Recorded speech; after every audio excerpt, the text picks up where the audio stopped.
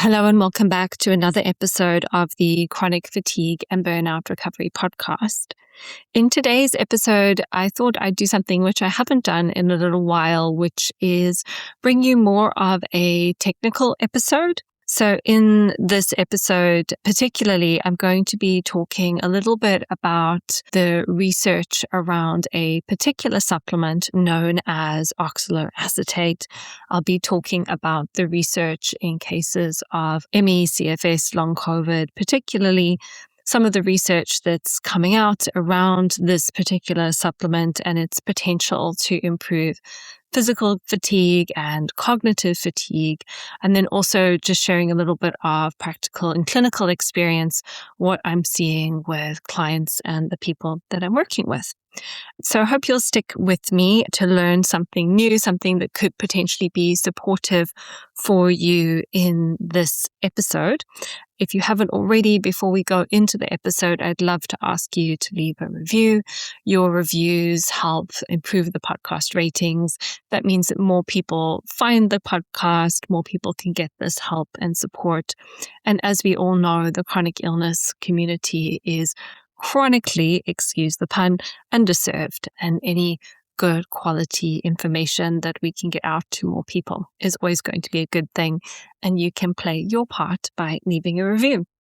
So if you have a moment, maybe you could pause listening and do that now. I would really appreciate it. But then apart from that, let's just go straight into the episode. So oxaloacetate is a naturally occurring molecule that we find in our bodies. And it's shown a lot of promise in recent research in terms of supporting people who experience low energy due to chronic fatigue or long COVID. At the root of chronic fatigue, we need to remember that there is an inability to produce adenosine triphosphate, also known as ATP, and more colloquially referred to as the body's energy currency. Small amounts of ATP are generated when we burn sugar or glucose as a fuel. We create the most energy when we burn fuel via what is known as the citric acid cycle or the Krebs cycle, which takes place in an organelle in the cell that many people are probably already familiar with, which is the mitochondria. Now, there are multiple different mechanisms which can impact our mitochondria and substrate availability for the mitochondria, which ultimately impacts our energy. Fatigue can be linked to digestive imbalances, it can be linked to nutrient deficiencies, it can be linked to blood sugar imbalances, poor metabolic health, infections, toxic load, stress, and nervous system dysregulation, all of which impact the cell in their own way. And I'll say from experience that very often it's not one of these things, but a cluster of these things which have been manifesting over a period of time, which is usually impacting most of the people that I work with. Because so many different mechanisms impact our energy, fatigue recovery can be complex. And often there isn't just a magic bullet that fixes everything. We would love it if there was a magic bullet that fixes everything. But sometimes we have to do a lot of different things to start to get traction in our health. But every now and again, there can be something which can make a significant difference in a small space of time. And I do see this with clients from time to time. I do believe that supplements are supplementary to the foundations that we build with our health and our lifestyle in general. But every now and again, something can really have a positive impact. So one of these potential magic bullets, and I put that in air quotes, is oxaloacetate. And here in this podcast today, I just want to explore some of the potential of this supplement for chronic fatigue and long COVID and really any energy limiting health condition. So first of all, let's start off by answering the question, what is oxaloacetate? Oxaloacetate is a 4-carbon organic acid that combines with acetyl-CoA together to form citrate. And citrate is the starting point of the Krebs cycle. The cycle metabolizes energy from carbohydrates, proteins, and fats to make electrons. And then these electrons are transported along the electron transport chain. And in doing so, we make ATP. Therefore, oxaloacetate is highly supportive for energy production via the Krebs cycle, and without it, cells would potentially produce less ATP. For this reason, recent research has become interested in oxaloacetate supplements specifically for people with energy-limiting conditions such as ME/CFS. So in terms of research, it might be helpful to understand that we have different types of research. We've got in vivo research and in vitro research, which refers to research which is done in petri dishes on cells and research which is done on animals.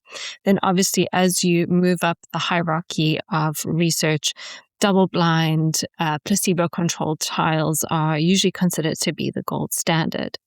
But initial in vivo, so cell and animal-based research, has suggested that oxaloacetate may improve mitochondrial biogenesis, it may enhance insulin signaling, it may reduce neuroinflammation, and increase resistance to muscle fatigue. So there's a lot of reason to do more research on this, particularly for people with energy-limiting conditions. But essentially, oxaloacetate is a naturally occurring compound. It occurs in your body.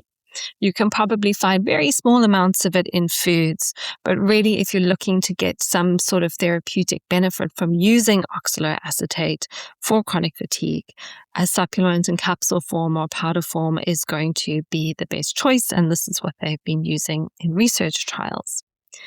So let's just have a little look at some of the research investigating oxaloacetate, because it is limited, but it is promising.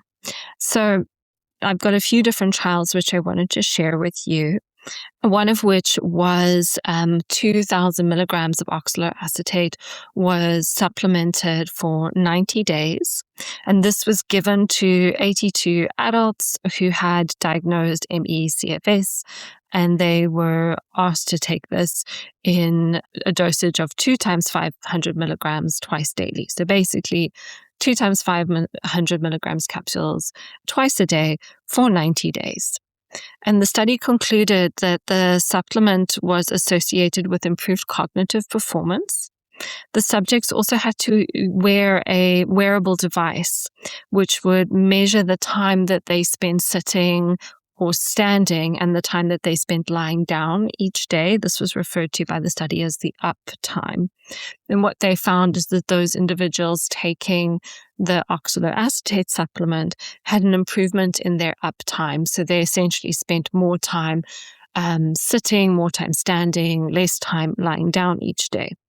Then there was a 6-week trial which was done in people with ME/CFS and long COVID. And this was a non-randomized control trial where they asked the individuals to supplement with 500 milligrams of oxaloacetate twice daily, so 1,000 milligrams in total, or 1,000 milligrams twice daily, so 2,000 milligrams in total, or 1,000 milligrams 3 times per day, so 3,000 milligrams in total for 6 weeks.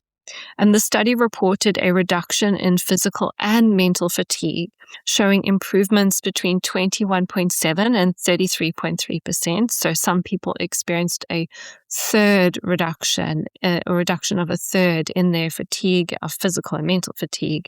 The greatest improvements were seen at higher dosages. So those individuals that were taking 3,000 milligrams, so 3 1,000 milligram doses for the 6 weeks, had the greatest improvement.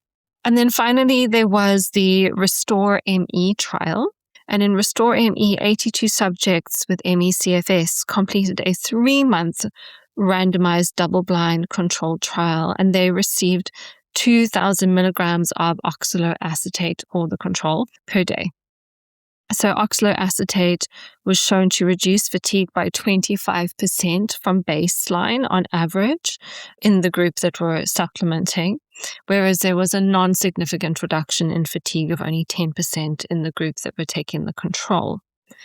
Within the oxaloacetate group, 40.5%, so almost half of the individuals, were classified as enhanced responders. So what that means is they had a much more enhanced response to the oxaloacetate supplement. And some of these individuals, when they took the enhanced responders and they looked at the percentage reduction in fatigue as a whole for that group, the reduction was 63%, so almost a 2/3 reduction in levels of fatigue.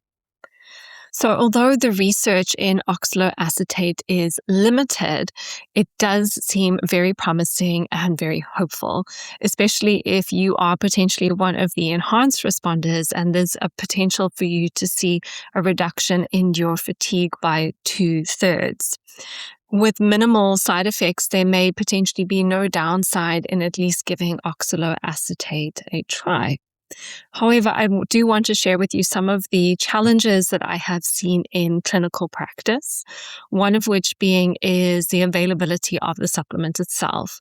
The only product that I have been able to find is offering 30 capsules of oxaloacetate with each capsule containing 100 milligrams.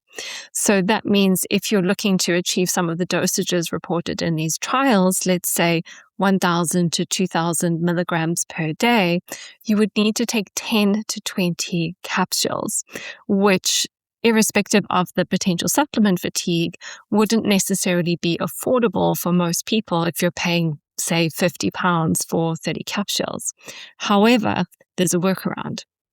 So one of the things that I have noticed with clients anecdotally is that clients have actually potentially become responsive to oxaloacetate at lower dosages, with some people experiencing benefits at even 100 to 200 milligrams a day. So what that potentially means is that if you are having a 100 milligram capsule, you're just taking 1 to 2 capsules per day. And anecdotally, I've had clients report that they have felt more resilient against crashes at that dosage, or if they have a crash, the crash isn't as bad. They just feel a bit more tired, not necessarily crashy. So based on these anecdotal reports, obviously the research still needs to be done. It might be worth still considering supplementing with oxaloacetate on a try and see basis. And what I might just do is link in the show notes the product that I have been able to find in case that's something that you do want to give a try. I am hoping that as time goes on, we will see higher dosage supplements more commercially available and affordably available, given that this is potentially something that could be really useful for people. The guidance I'm giving clients is just to experiment, maybe to buy a pot of oxaloacetate, take the 100 milligrams to 200 milligrams per day for at least a month or until the pot has been used up. And then just assess for noticeable improvements. So if they feel that the cost is worth the benefit or the juice is worth the squeeze in terms of the expense of the supplement, then to continue. So maybe just a little bit of information about how and when to take oxaloacetate. Because it's involved in energy production, usually supplements which support energy production, we want to take earlier in the day just to prevent overstimulating the body and potentially causing some sleep disruption if it's taken later in the day. So many people will choose to take it in the morning. It can be taken with or without food, so with breakfast or on its own. And we obviously need to find like a balance here in terms of the dosage, especially for people who are really sensitive. They maybe even need to start with a much lower dose, even lower than 1 capsule. I would personally want to be taking this maybe around times in the day where energy expenditure is higher. So if you do have a physical activity practice, maybe taking it just before physical activity, just after physical activity, or mental activity. So if you have if you are doing some work, even if it's just an hour a day, you maybe take it just before you start that little piece of work so you have the substrate available. If you're particularly sensitive, starting low and taking it earlier, even every other day, can potentially be helpful. And taking it later in the day is usually not recommended, just because you don't want to be boosting your energy later in the day. Potentially, you want to be winding down later in the day to support rest and sleep. As always, it's really important to listen to your body and follow a personalized approach, especially when you have limitations and high sensitivity. Who shouldn't take it? Well, oxaloacetate is generally well tolerated. I'd say for the most part, there's always exceptions to the rule. It is a low risk supplement because it's something that we have endogenously in our body as well. But some people might notice mild side effects, especially in individuals who are supplement sensitive. Some people have reported some abdominal discomfort, nausea, or maybe some bloating, but that can be mediated just by taking it with food. So in which case, maybe you wouldn't take it on an empty stomach before you exercise, you would take it with your breakfast. Some people notice a subtle increase in alertness, which is actually what we want it for, but we just want to make sure that we are feeling more alert when taking the supplement, that we're not taking it at the end of the day. Long-term research in humans is still limited, so it's always wise to start with a low dose and see how your body responds.